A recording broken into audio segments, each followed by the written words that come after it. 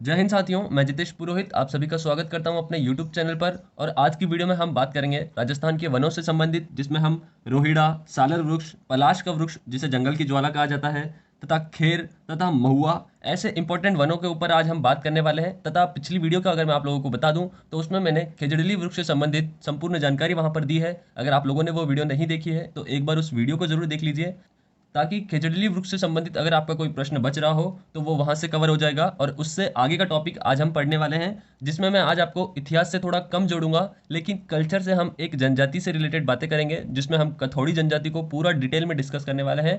तो पूरा वीडियो को ध्यानपूर्वक देखिए, तथा वीडियो अगर अच्छा लगे तो अंत में एक लाइक जरूर कर देना, सब्सक्राइब जरूर कर देना। बात करते हैं आज के टॉपिक पर। सबसे पहले हमने राज्य वृक्ष पढ़ा और उसी प्रकार आज हम राज्य का पुष्प पढ़ने वाले हैं। हमारे राजस्थान का राज्य पुष्प कौन सा है, बताओ कमेंट करके। आप सभी को पता होगा, यह है रोहिड़े का पुष्प, रोहिड़ा पुष्प। अब इस पुष्प से संबंधित हमें क्या क्या जानकारी रखना है, इसे राज्य पुष्प का दर्जा कब दिया गया, तथा इसका वैज्ञानिक नाम क्या है, इसका और कोई अन्य नाम है क्या, और इससे संबंधित थोड़ी सी जानकारी। तो जैसे कि इसे राष्ट्रीय पुष्प घोषित कब किया गया, इसे भी 1983 में किया गया। 1983 में और किसको किया गया, केजड़ली को भी हमारा राष्ट्रीय वृक्ष बनाया गया। आप एक बार उस वीडियो को जरूर देख लीजिए, कल की वीडियो ही है वो, जिसमें मैंने बहुत अच्छे से समझाया है। वहां से आपका पूरा खेजड़ली वृक्ष कंप्लीट हो जाएगा। अगर आप लोगों ने वो वीडियो देखी है तो मैं क्वेश्चन पूछना चाहूंगा कि प्रति वर्ष खेजड़ली दिवस कब मनाया जाता है। ऑप्शन भी दे दूं, चलो बताओ मुझे। 12 दिसंबर, 13 दिसंबर, 12 सितंबर या फिर 15 सितंबर। चार मैंने ऑप्शन आप लोगों के लिए दे दिए हैं। आंसर अपना कमेंट बॉक्स में बताइए। तथा इससे संबंधित और हमें क्या जानकारी रखना है कि रोहिड़े के पुष्प को ही राजस्थान का सागवान कहा जाता है, तथा थार का सागवान भी कहा जाता है। ये दो चीज हमें याद रखना है। राजस्थान का सागवान, इसके साथ साथ थार का सागवान भी इसे ही कहा जाता है। और हमें क्या जानकारी होनी चाहिए कि इसका पुष्प किस प्रकार के रंगों से भरा हुआ है। तो इसके पुष्प में हरा रंग, केसरिया रंग, पीला रंग तथा लाल रंग, इन सभी का मिश्रण होता है। कौन से रंगों का, लाल रंग, हरा रंग, पीला रंग तथा केसरिया रंग, इन चार रंगों का मिश्रण होता है इसके पुष्प में। और हमें एक चीज याद रखनी है कि इसे ही जोधपुर के और मारवाड़िक टिक नाम से भी जाना जाता है। अन्य नाम क्या हो जाएगा इसका, मारवाड़िक टिक। कौन से और जाना जाता है, तो जोधपुर के साइड, जोधपुर में इसे मारवाड़िक टिक के नाम से जानते हैं। ये चीज आपको याद रख कर लेनी है। तथा इसी के साथ साथ हमें और क्या याद रखना है, इसका वैज्ञानिक नाम। इससे ज्यादा जानकारी नहीं याद रखनी है, थोड़ी बहुत जानकारी है जो हमें याद रखनी है। जैसे इसका वैज्ञानिक नाम, ये दो चीज तो आपको याद ही रखनी है। मारवाड़ी टिक भी आपको याद रखना है, और इसका वैज्ञानिक नाम क्या है, टिकोमेला एंड्यूलेटा। क्या नाम है, टिकोमेला एंड्यूलेटा। ये दो नाम आपको याद रखने हैं। तो आपका रोहिड़ा पुष्प से अगर संबंधित कोई प्रश्न पूछा जाएगा तब जाके क्लियर होगा। ये छोटी सी जानकारी थी हमारे रोइडे पुष्प से संबंधित। क्या क्या चीजें आपको याद रखनी है, 1983 में इसे दर्जा दिया गया हमारे राष्ट्रीय पुष्प का, तथा इसे राजस्थान का सागवान कहा जाता है, थार का सागवान कहा जाता है। और इसका पुष्प में कलर कौन कौन से होते हैं, लाल, हरा, पीला, केसरिया कलरों का मिश्रण होता है। तथा इसे ही जोधपुर में मारवाड़ी टिक के नाम से जाना जाता है, और इसका वैज्ञानिक नाम क्या है, टिकोमेला एंडुलेटा। ये चीज आपको याद कर लेनी है। इसके बाद एक और वृक्ष आ जाता है जो मोस्ट इंपॉर्टेंट है, सालर का वृक्ष। और सालर वृक्ष से संबंधित हमें क्या चीजें याद रखनी है, बस आपको एक ही मोस्ट इंपॉर्टेंट चीज याद रखनी है। यह उदयपुर के आसपास के क्षेत्र में पाया जाता है, और इस वृक्ष से क्या बनाए जाते हैं, रैगजीन के डब्बे बनाए जाते हैं। रैगजीन के डब्बे बनाए जाते हैं। बस इतनी जानकारी याद रख लो इससे संबंधित। उदयपुर में आसपास पाया जाता है और रैगजीन के डब्बे इसी वृक्ष से बनाए जाते हैं। उसके बाद हमें एक और मोस्ट इंपॉर्टेंट वृक्ष पढ़ना है, पलाश। ये सबसे इंपॉर्टेंट है हमारे यहाँ पर। इससे रिलेटेड बहुत बार क्वेश्चन भी पूछे जा चुके हैं, जिसे वनों की ज्वाला कहा जाता है, जंगल की ज्वाला कहा जाता है, तथा पलाश का ही वैज्ञानिक नाम क्या है ये भी पूछा जा रहा है। तो मैं आपको सारी चीजें लिखवा रहा हूँ। अगर वीडियो अच्छी लग रही है तो चैनल को सब्सक्राइब जरूर कर देना, लाइक जरूर कर देना। पलाश, इसको राजस्थान में दो अलग नामों से जाना जाता है। जैसे पश्चिम की ओर इसका अलग नाम है, तथा हमारे पूर्व की ओर भी इसका अलग नाम है। दोनों नाम आपको याद कर लेना है, पश्चिम तथा पूर्वी की ओर इसके क्या क्या नाम है। जैसे पश्चिम में इसे पलाश कहा जाता है, तथा उसी प्रकार पूर्व में इसे ढाक कहा जाता है। क्या कहा जाता है, ढाक कहा जाता है। सिंपल सी बेसिक जानकारी आप लोगों को कवर होती चल रही है। यहाँ से मेरे साथ अगर नोट्स बना रहे हो तो नोट्स बना लीजिए। आप सभी को पहले से अच्छे से दिख रहा है ना, मुझे कमेंट करके बताते रहिए कि हमें अच्छे से दिखता है नहीं दिखता है, क्योंकि अगर नहीं दिखेगा तो भी आप कमेंट करना, क्योंकि मैं इस चीज़ को अगली वीडियो में सुधार सकूं। और पलाश से हमें क्या चीज़ याद रखना है, इस पलाश के वृक्ष को जंगल की ज्वाला और इसे ही वनों की ज्वाला भी कहा जाता है। ये दो नाम आपको याद रखना है पलाश से संबंधित। और क्या चीज़ें हैं पलाश से संबंधित, जैसे इसका वैज्ञानिक नाम। वैज्ञानिक नाम क्या है पलाश के वृक्ष का, किसी को पता है तो कमेंट करके बताओ। इसका नाम है ब्यूटिया मोनास्पर्मा। ये नाम आपको याद रखना है, ब्यूटिया मोनास्पर्मा इसका वैज्ञानिक नाम है। और ये मुख्यतः कहाँ पाया जाता है, तो यह मुख्यतः बनास बेसिन में पाया जाता है। कहाँ पाया जाता है, बनास बेसिन में यह पाया जाता है। आपको ये चीज़ें याद रखनी है इससे संबंधित। क्या याद रखना है, पलाश, जिसे पश्चिम में अलग नाम से जाना जाता है, पूर्व में अलग नाम से जाना जाता है। पश्चिम में इसे पलाश के नाम से ही जाना जाता है तथा पूर्व में इसे ढाक के नाम से भी जाना जाता है। और इस वृक्ष को ही जंगल की ज्वाला, वनों की ज्वाला ऐसा भी कहा जाता है। और वैज्ञानिक नाम क्या है इसका, ब्यूटिया मोनोस्पर्मा इसका वैज्ञानिक नाम है। मुख्यतः बनास के बेसिन में पाया जाता है। अब बनास का बेसिन आप सभी को याद है, तथा बनास नदी जो है हमारे राजस्थान के कितने जिलों से निकलती है, 6 जिलों से निकलती है। उद्गम कहाँ से होता है, राजसमंद खमनोर की पहाड़ियों से उद्गम होता है तथा राजसमंद से होती हुई 6 जिलों को कवर करती है। और सवाई माधोपुर में किस नदी से मिल जाती है, अगर आप लोगों को नहीं पता है तो मेरी बनास वाली वीडियो जरूर देख लीजिए, वहाँ से आपको ये सारी चीज़ें क्लियर हो जाएगी। कितने जिलों से बहती है, कितने बांध बनाती है तथा सहायक नदियाँ कौन कौन सी है, सारी चीज़ें मैंने आप लोगों को बहुत अच्छे से समझा रखी है। अपना त्रिवेणी संगम कहाँ बनाती है, बिगोद भीलवाड़ा में बनाती है ना, या कहीं और बनाती है। इसके अलावा अन्य और इसके 3 त्रिवेणी संगम बनते हैं, वो सारी चीज़ें भी आपको याद रखनी है। ये सभी जानकारी के लिए एक बार वो वीडियो को देख लीजिए, डिस्क्रिप्शन में आपको लिंक मिल जाएगी, ताकि आपका बनास से संबंधित सारे प्रश्न क्लियर हो जाए। बात करते हैं अगले वृक्ष पर। अगला हमारा इंपॉर्टेंट वृक्ष है खेर का वृक्ष। इस खेर के वृक्ष से आपको एक चीज़ याद रखना है कि इसकी जो छाल होती है ना, इस छाल से कत्था बनाया जाता है। और कत्था कौन से जनजाति लोग बनाते हैं, कथोड़ी जनजाति के लोग इस वृक्ष से कत्था बनाने का काम करते हैं। यह वृक्ष भी पूर्वी राजस्थान में अधिक पाया जाता है। और पूर्वी राजस्थान में ही उदयपुर में एक जनजाति रहती है, कथौड़ी जनजाति, जो इस वृक्ष से क्या बनाती है, कत्था बनाया जाता है। क्या बनाया जाता है, कत्था तैयार किया जाता है। और वो कौन करते हैं, कथौड़ी जनजाति के लोग, कथौड़ी जनजाति के लोग। आज हम कथौड़ी जनजाति से रिलेटेड भी बहुत सारी बातें करने वाले हैं, तो पूरा वीडियो को आप ध्यानपूर्वक देखिए। 10 मिनट का और वीडियो बचा है, जिसमें मैं आपको कथौड़ी जनजाति भी अच्छे से समझा दूंगा। वीडियो को स्किप बिल्कुल भी मत करना, क्योंकि कथौड़ी से हम सारी बातें करने वाले हैं। राजस्थान में किस क्षेत्र में पाई जाती है, और बहुत ही कम घर बचे हुए हैं, लगभग 30 से 35 ही घर बचे हुए हैं इसके राजस्थान में। संकटग्रस्त जनजाति है ये, तथा मुख्यतः ये जनजाति कहाँ की है, अगर मैं आप लोगों से पूछना चाहूँ तो मुख्यतः ये जनजाति कहाँ की है, कमेंट करके बताओ। नहीं पता है तो थोड़ा इंतजार करिए, मैं आप लोगों को समझा रहा हूँ। तथा इसके साथ हमें एक और वृक्ष है जिसके बारे में ज़्यादा जानकारी रखनी है, महुआ। वृक्ष को सभी सुना ही होगा, महुआ। इससे आपको 2 चीज़ एकदम क्लियर रखनी है। जैसे कि पूछा जाता है कि राजस्थान का कल्प वृक्ष किसे कहा जाता है, तो उसमें आपको अगर पहले नंबर पे ऑप्शन महुआ मिले तो महुआ को टिक मत कर देना, क्योंकि यह आदिवासियों का कल्प वृक्ष है, ना कि राजस्थान का। राजस्थान का तो कल्प वृक्ष खेजड़ली को कहा जाता है। मैंने वहाँ पर बहुत अच्छे से आप लोगों को समझा रखा है खेजड़ली से संबंधित, पिछली वीडियो है मेरी खेजड़ली की, आप एक बार जरूर देखिए।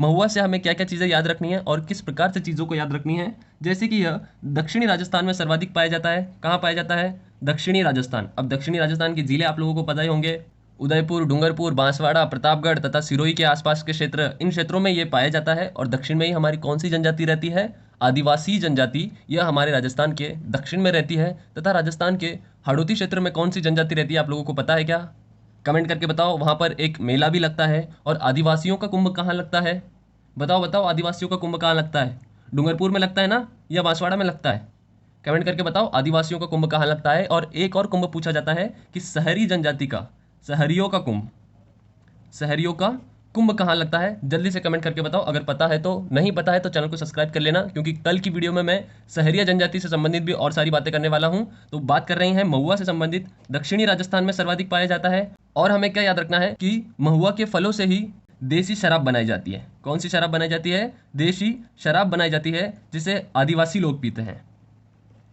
कौन से लोग पीते हैं, आदिवासी लोग पीते हैं। जो कौन सी जनजाति में अत्यधिक प्रसिद्ध है, यह भील जनजाति में अत्यधिक प्रसिद्ध है। कौन सी जनजाति में यह प्रसिद्ध है, तो भील जनजाति में यह शराब अत्यधिक प्रसिद्ध है। तथा भीलों का प्रमुख भोजन जब हम भील जनजाति के बारे में बात करते हैं तो भीलों का प्रमुख भोजन कौन कौन सा है? महुआ की शराब तथा कांदों का साग, मक्का की रोटी, और मुझे बताओ कौन सा है? और उनका है मांस। ये सारी चीजें इनके प्रमुख भोजन में गिनी जाती है। इन्हें शराब बहुत ही पसंद है महुआ की।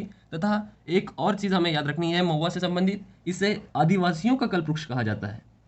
किसका कल्पवृक्ष कहा जाता है? आदिवासियों का कल्पवृक्ष। सारी चीजें आप लोगों को अच्छे से दिख रही है। इसे आदिवासियों का कल्पवृक्ष कहा जाता है। और यही अगर आपको राजस्थान का कल्पवृक्ष पूछे तब हम बताएंगे खेजड़ली। खेजड़ली अगर आप लोगों ने अच्छे से पढ़ा है तो मैं आप लोगों से कुछ प्रश्न पूछना चाहूंगा खेजड़ली से संबंधित। जैसे प्रतिवर्ष खेजड़ली दिवस कब मनाया जाता है? ऑप्शन भी दे दूं तो चलो बताओ मुझे। 12 दिसंबर को मनाया जाता है, 15 दिसंबर को मनाया जाता है, 12 सितंबर को मनाया जाता है, या फिर 15 सितंबर के दिन मनाया जाता है। 4 ऑप्शन दे दिए मैंने। अपना आंसर आप मुझे कमेंट बॉक्स में बता सकते हो। तथा हमारा आखिरी जो पेड़ था आज का जिसमें हमें पढ़ना है अर्जुन का वृक्ष। ये बहुत इंपॉर्टेंट है। इससे संबंधित तो बहुत बार प्रश्न भी पूछे जा चुके हैं। अर्जुन के वृक्ष को ही सहतूत का वृक्ष कहा जाता है। और सहतूत के पेड़ पर ही किन कीड़ों को पाला जाता है? रेशम के कीड़ों को पाला जाता है। एग्जाम में प्रश्न क्या पूछा जाता है कि रेशम के कीड़े को किस वृक्ष पर पाला जाता है, या फिर अर्जुन के वृक्ष पर किन कीड़ों को पाला जाता है? तो यहाँ पर रेशम के कीड़ों को पाला जाता है। दो ही चीजें हमें याद रखनी है। इसे सहतूत का पेड़ भी कहा जाता है तथा इस पेड़ पर रेशम के कीड़ों को पाला जाता है। इसमें रेशम के कीड़ों को पाला जाता है। ये चीज आपको याद रखनी है। तथा अब तक हमने क्या पढ़ लिया अगर एक बार रिवीजन करें तो जैसे हमने रोहिड़ा पुष्प से संबंधित पढ़ा, क्योंकि पिछली वीडियो में हमने हमारे राज्य वृक्ष से संबंधित बातें की, तो आज इसी प्रकार हमने राज्य पुष्प से संबंधित भी बातें कर ली, जिसमें 1983 में इसे दर्जा दिया गया राज्य पुष्प का। तथा यह राजस्थान का सागवान कहलाता है, थार का सागवान कहलाता है। लाल, हरा, पीला, केसरिया ये रंग होते हैं इस पुष्प में। तथा जोधपुर में इसे एक अलग नाम से जाना जाता है जिसे मारवाड़ी टिक कहा जाता है। बहुत ही मोस्ट इंपॉर्टेंट चीज है ये, क्योंकि यहीं से प्रश्न पूछे जाते हैं कि रोहिड़े को जोधपुर की और अन्य किस नाम से जाना जाता है। और इसका वैज्ञानिक नाम टिक्कोमेला एंड्यूलेटा। ये नाम आपको याद कर लेने हैं। वैज्ञानिक नाम थोड़े कठिन होते हैं, इसीलिए इन्हें आप कहीं लिख लीजिए और लिखते लिखते याद कीजिए। जिस प्रकार से खिजड़ली का नाम क्या था? बताओ जरा, खिजड़ली का नाम क्या था? मैंने कल ही बताया था आपको, प्रोसोसिप सिनेरेरिया। तथा कुछ और नाम था क्या इसका? अगर आपको कोई और नाम पता है तो कमेंट करके बताओ। फिर हमने सालर वृक्ष पढ़ा। सालर से हमें एक चीज़ पता होनी चाहिए कि यह उदयपुर के आसपास पाया जाता है और इस वृक्ष से रेक्जिन के डब्बे बनाए जाते हैं। तथा पलाश को आपको याद ही करना है। इसे आप चाहो तो कहीं नोट कर लो या फिर स्क्रीनशॉट ले लीजिए। पलाश को पश्चिम में पलाश ही कहा जाता है, लेकिन पूर्व की ओर इसका नाम बदल जाता है, इसे ढाक कहा जाता है। और इसके ही अन्य दो और नाम हैं, जैसे जंगल की ज्वाला और वनों की ज्वाला इसे कहा जाता है। वैज्ञानिक नाम भी आपको याद कर लेना है, ब्यूटिया मोनोस्पर्मा, ये नाम आपको याद कर लेना है। तथा मुख्यतः ये बनास के बेसिन में पाया जाता है। और बनास का बेसिन, बनास नदी से आपको क्या क्या चीज़ें याद रखनी थी मैंने बहुत अच्छे से समझाई है। 6 जिले, राजस्थान की 3 ऐसी नदियां हैं जो 6 जिलों से बहती है। कौन कौन सी? बनास, चंबल तथा लूणी नदी। इन 3 नदियों का नाम आपको याद रखना है। क्यों? क्योंकि ये 6 जिलों में प्रवाहित होने वाली नदी है। और आंतर प्रवाह की नदियां मतलब क्या होता है? अपने ही राज्य से निकलना और अपने ही राज्य में विलुप्त हो जाना। इन नदियों को आंतर प्रवाह की नदियां कहा जाता है। सारी चीज़ें अच्छे से पढ़ा रखी है, डिस्क्रिप्शन में सभी की लिंक है, एक बार उन वीडियो को जरूर देख लीजिए। और खेर से हमें याद रखना था, यह पूर्वी राजस्थान में पाया जाता है। तथा इसके साथ साथ और क्या चीज़ें हमें याद रखनी थी कि इस वृक्ष से कत्था बनाया जाता है। और कत्था कौन बनाते हैं? कथौड़ी जनजाति के लोग बनाते हैं। अब नाम आया कथौड़ी जनजाति तो इन्फॉर्मेशन दे दूं कथौड़ी जनजाति से संबंधित। 5 मिनट की वीडियो और देख लोगे। अगर जानकारी अच्छी लगती है तो अपने एक दोस्त में शेयर करना मत भूलना। जैसे कथौड़ी जनजाति मैं यहाँ ऊपर लिख लेता हूँ, आप कहीं पर भी अपने नोट्स में थोड़ा अच्छे प्रकार से लिखना। कथौड़ी जनजाति, कथौड़ी जनजाति के हमें 2 बातें याद रखनी है। सबसे पहले तो यह कहाँ पाई जाती है? तो ये राजस्थान के उदयपुर जिले में सर्वाधिक पाई जाती है। उसमें से भी आपको अगर क्षेत्र पूछे, क्योंकि थोड़े प्रश्नों को अच्छे तरीके से पूछा जाता है, तो इसमें अगर क्षेत्र पूछे तो कोटड़ा आपको याद रखना है। और दूसरा क्षेत्र आपको याद रखना है झाडोन। उसके बाद आपको याद रखना है सराड़ा। ये 3 क्षेत्र आपको याद रखने हैं। यहाँ पर कथौड़ी जनजाति का निवास होता है। और कथौड़ी जनजाति मुख्यतः कहाँ की जनजाति है? तो आप सभी को पता होगा, महाराष्ट्र में एक जनजाति है जिसे खानदेशी जनजाति कहा जाता है। तो यह जनजाति मुख्यतः महाराष्ट्र के खानदेश से है। कहाँ से है? महाराष्ट्र के खानदेश। ये चीज़ आपको याद रखनी है। उसके साथ साथ हमें क्या याद रखना था? इनका एक व्यवसाय है। जो कौन सा व्यवसाय है इनका? इनका यही व्यवसाय है खेर के वृक्ष से कत्था बनाना, और कत्थे से ये लोग क्या करते हैं, अपना रोजगार चलाते हैं। और उसी के साथ साथ इनमें एक और जानकारी याद रखनी थी कि इनके जो महिला और पुरुष है ना, वह दूध नहीं पीते, तो फिर क्या पीते भाई, दूध की जगह पर ये शराब का सेवन करते हैं। क्या करते हैं, शराब पीते हैं। और शराब इनमें पुरुषों के साथ साथ महिला भी शराब पीती है। किनके साथ साथ, पुरुषों के साथ। अब शराब कौन पीती है, महिला। ये चीज़ आपको याद रखना है। और इनकी महिलाओं से संबंधित जानकारी मैं आप लोगों को अगर दे दूं तो इनकी महिलाएं जो है गहने नहीं पहनती, लेकिन अपने शरीर पर गोंदना बनवाती है। गोंदना मतलब क्या होता है, गोंदना मतलब होता है जिस प्रकार से नए जमाने की अगर हम बात करें तो टैटू बनवाना। गोंदना मतलब क्या होता है, टैटू बनवाना। और यह जनजाति संकटग्रस्त जनजाति है। राजस्थान में इसके कुछ 30 से 35 घर ही बचे हुए हैं, तथा हमें इनकी भाषा भी याद रखनी है। यह कौन सी भाषा बोलते हैं, यह मिश्रित भाषा बोलते हैं। अब मिश्रित मतलब क्यों, क्योंकि यह राजस्थान की भी है और महाराष्ट्र की भी है, तो यह मराठी भाषा बोलते हैं और उसके साथ साथ बागड़ी भाषा भी बोलते हैं। और कुछ कुछ क्षेत्रों में ये थोड़ी गुजराती भाषा भी बोलते हैं। तो ये 3 चीज़ें आपको याद रख लेनी है, इनकी भाषा से संबंधित भी जानकारी याद रखनी है। और इन जनजाति का जो प्रमुख नृत्य है, कथौड़ियों का प्रमुख नृत्य, इनके भी 3 प्रमुख नृत्य हैं, होली नृत्य तथा मावलिया नृत्य, और एक नृत्य है लावणी नृत्य। लावणी नृत्य मुख्यतः महाराष्ट्र में किया जाता है, वहाँ से आपको याद रखना है। और ये जनजाति भी मुख्यतः कहाँ की है, महाराष्ट्र की है। ये चीज़ आपको याद रखना है। और इनके घरों को खोलरा कहा जाता है। क्या कहा जाता है, खोलरा कहा जाता है। मोस्ट इंपॉर्टेंट पूछे जाते हैं प्रश्न, जैसे भील जनजाति में घरों को क्या कहा जाता है, कु कहा जाता है, टापरा कहा जाता है ना, यही 2 चीज़ नाम है ना, या फिर कोई और अन्य नाम है। अगर आपको जो भी जानकारी होती है कमेंट करते चलिए। आज हम थोड़ा इतिहास से नहीं जुड़ेंगे, क्योंकि भूगोल और मैंने जनजाति जोड़ी है कल्चर से संबंधित, इसीलिए इतिहास को थोड़ा मैंने साइड में रखा है आज। और इसके साथ साथ हमें और क्या चीज़ें याद रखनी थी, जैसे इनमें प्रमुख वाद्य यंत्रों से भी संबंधित हमें याद रखना है। वाद्य यंत्र कौन से हैं, इस जनजाति के प्रमुख वाद्य यंत्र हैं ढोलक व मंजीरा। ढोलक प्लस मंजीरा, ये 2 नाम आपको याद कर लेने हैं। तथा इन जनजातियों की विशेषता क्या है, सभी जनजातियां किसी न किसी की कसम खाकर झूठ नहीं बोलते। उसी प्रकार कथौड़ी जनजाति भी बंदे का वास्ता देकर झूठ नहीं बोलती। ये नाम आपको याद रख लेना है, बंदे का वास्ता देकर। और इनकी कुलदेवी से संबंधित जानकारी पूछी जाती है, जैसे कि इनकी कुलदेवी कौन सी है, तो कंसारी माता यह इनकी कुलदेवी है। और इनके आराध्य देवताओं से भी संबंधित प्रश्न पूछे जाते हैं। तो इनके 2 आराध्य देवता हैं, एक तो डूंग देव नाम से तथा दूसरे हैं वाघ देव के नाम से। ये 2 नाम आपको याद कर लेना है, इनके आराध्य देवता तथा इनकी कुलदेवी कौन है, कंसारी माता। आज थोड़ा लिखने में प्रॉब्लम हुआ है, जानकारी बहुत थोड़ी सी छोटी छोटी जगहों पर मैंने लिख दी है, क्योंकि ज़्यादा पेज नहीं था आज मेरे पास लिखने के लिए। हमने बात की थी रोइडा से संबंधित तथा अन्य 2-3 वृक्षों से संबंधित, जिसमें इंपॉर्टेंट है पलाश का वृक्ष। और खेर से हमें याद रखना है कत्था बनाते हैं, लेकिन कौन बनाते हैं, कथौड़ी जनजाति, जिससे हमने पूरी बातें कर ली।